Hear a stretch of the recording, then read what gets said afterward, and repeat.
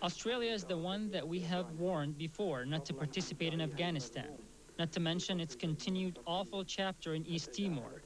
They ignored our warning, and they woke up to the sound of explosions in Bali, but the government pretended that they were not the target.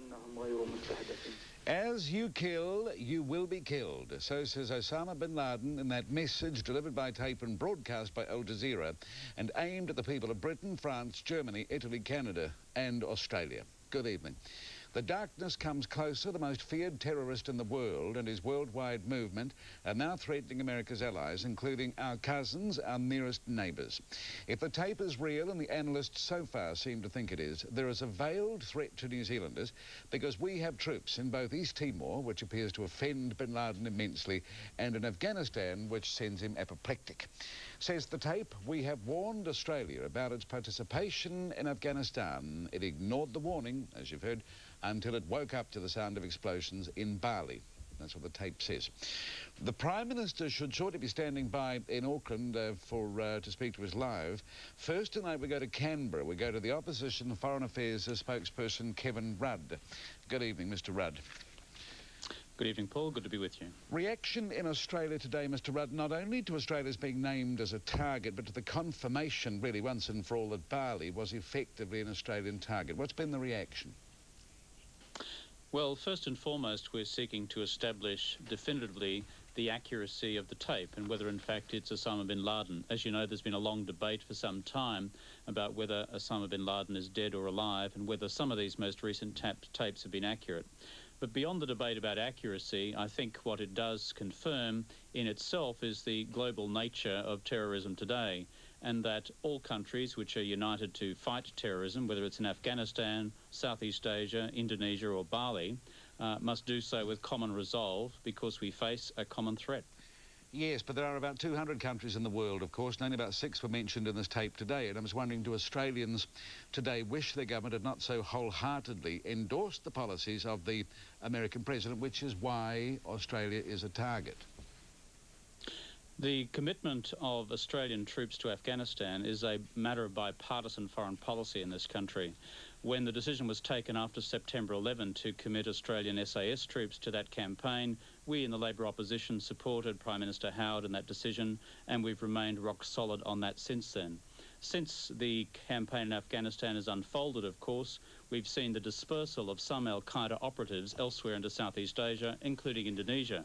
And Bali brings home what happens when al-Qaeda operatives work with other radical Islamicist terrorist organisations such as Jamaat Islamiyah in bringing about mass murder. But we must remain firm in our resolve and do what we can in our domestic security and in our international cooperation with our friends in Southeast Asia to fight what is now a common fight. Right, but in terms, Mr. Rudd, of Australia being a target, does Australia, in its contribution to the war on terrorism, which is Operation Enduring Freedom, does Australia draw a distinction between being involved in the war on terrorism and any involvement in the war on Iraq? Well, the Australian Labor Party draws a fundamental distinction between those two things.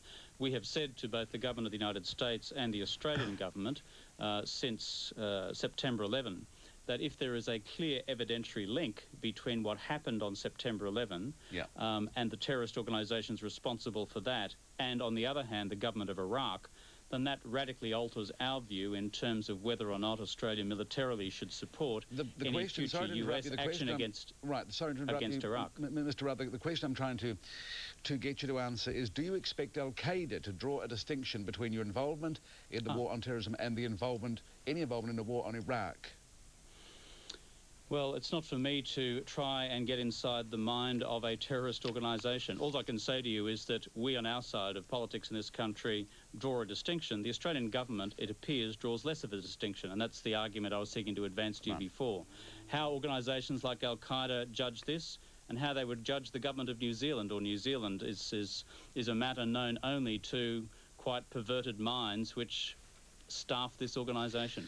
You've said this afternoon to us that Australia needs to strengthen up its regional relationships, needs to strengthen up relationship with its neighbours, like New Zealand, I guess. What do you suggest? What needs strengthening? Well, Australia and New Zealand have strong defence ties going back a long, long time, 100 years almost.